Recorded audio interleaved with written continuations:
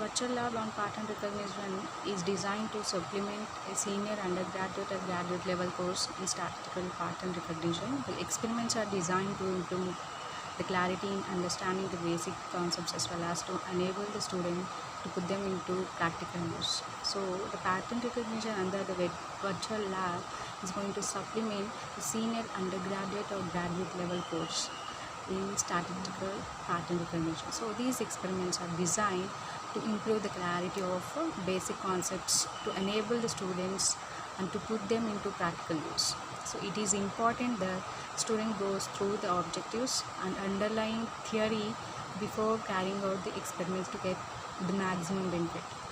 So there are some of softwares that are required to run this simulation for these virtual labs. So those are Java 1.7, browsers for Firefox and its below versions, and Internet Explorer, and we can also run this by using Linux operating system. So there are some of experiments that are comes under pattern recognition lab.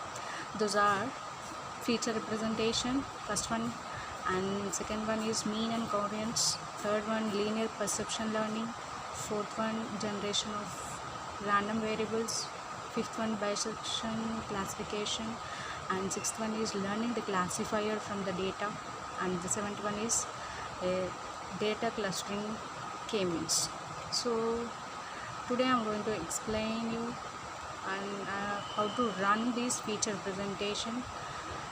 So the representation of object in computer plays the most crucial role in our ability to distinguish it as a member of class, and it is going to differentiate from the samples of other classes. So in this experiment we'll carry out the sequence of tasks that reveals the nature of different features and its effect on feature space representation.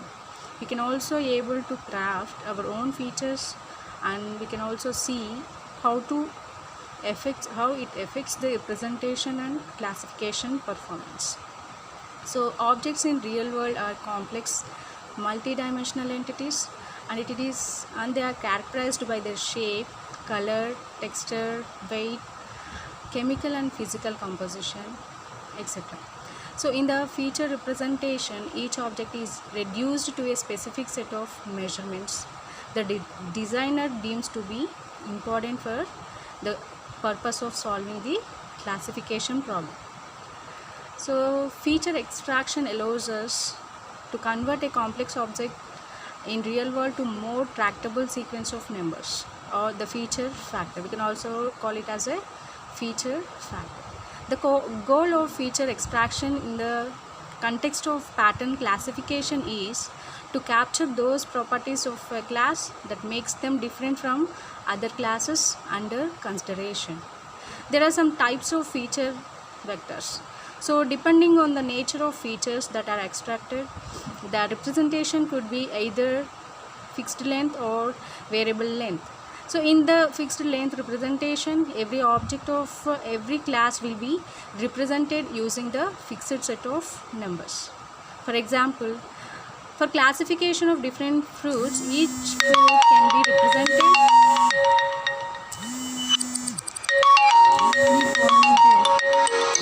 using the factor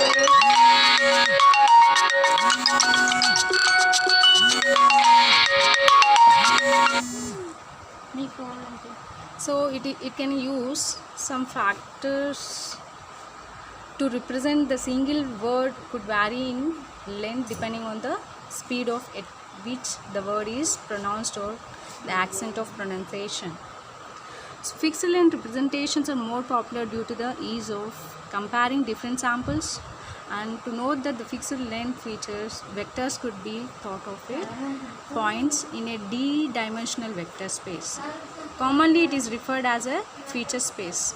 We will concentrate on fixed length representation in this experiment. Okay.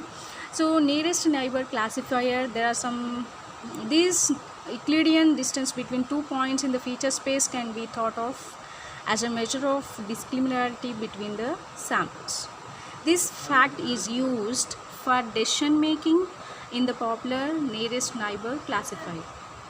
Set of label samples that are obtained during training is stored in the feature space as reference points.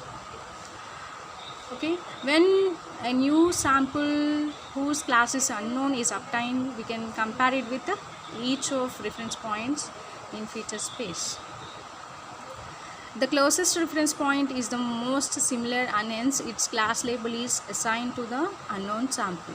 Even though the method is very simple, it is surprisingly effective if the feature representation is good. For this reason, the performance nearest neighbor classifier is often used to compare different feature representations, and in this experiment we will use the accuracy of nearest neighbor classifier to compare the performances of different feature representations. A variant of nearest neighbor algorithm is k nearest neighbor algorithm, where you can find the class labels of k nearest reference samples for a new test sample. The label for the test sample is decided as majority label among the reference samples. One can also weight the labels according to their similarity. So there are some goals that we can achieve by running these experiments. So to understand the role of feature extraction as a filter of information and the effect of this filtering process on our ability to classify. To understand the effect of various types of features on distribution of points in feature space. And third most important goal is to generate our own feature set by combining existing set of features or defining new ones. So the fourth most important goal is to appreciate the appreciativities of different features sets and to differentiate it from classification problems. Here is the procedure how we can run those feature representation problems. So to note that the structure of lab, the first pane allows you to select dataset from a list of available ones. Each dataset has a set of features that have been extracted for our use. You are required to select or create two features for each dataset such that resultant feature space representation is effective. You can visualize the data in the feature space once you define the features. We can also check the accuracy of resulting nearest neighbor classifier on a set of test samples. Okay, so there are some stages we can go through that. So in the first stage we can load the 0 to 1 dataset and we can select the first two features, and we can also display the samples in a 2D feature space, and we can also click that classifying button to check the accuracy of NN classifier for chosen presentation. And the fourth important point is note the target accuracy for the experiment, and we can also modify the features to achieve the target accuracy. And in stage 2 we can repeat the above feature procedure for the different data sets given in the experiment. In each case note the target accuracy and try to achieve it. So note that in some cases you may not able to cross the target accuracy during the provided features.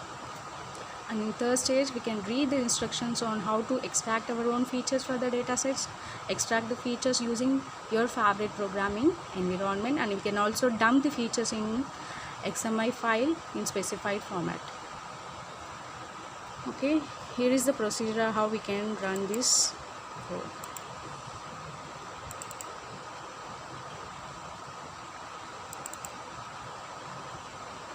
This is how the pattern recognition for feature extraction. So if you drag this dataset 1, there's more data, so we can have 2 more, 3 more templates, tables. If you click on T2, if you click on this load button, then the table is loaded at the below, and we are going to have some columns like the image ID, class, contrast ratio, aspect ratio, perimeter, x symmetry, y symmetry, holes. Okay, coming to the feature 1, if you click on this, if you drag this So there are column names like aspect ratio, perimeter, that we can see in below table. Perimeter, x symmetry and y symmetry. If you click on this perimeter and if you click on this y symmetry, if you click on this plot, then our pattern is like this. So the patterns that we are going to see in the form of coloring, like blue in subtler form, and in square boxes we can identify the orange color. Okay, this is how we can generate the pattern recognition for feature extraction. Thank you so much.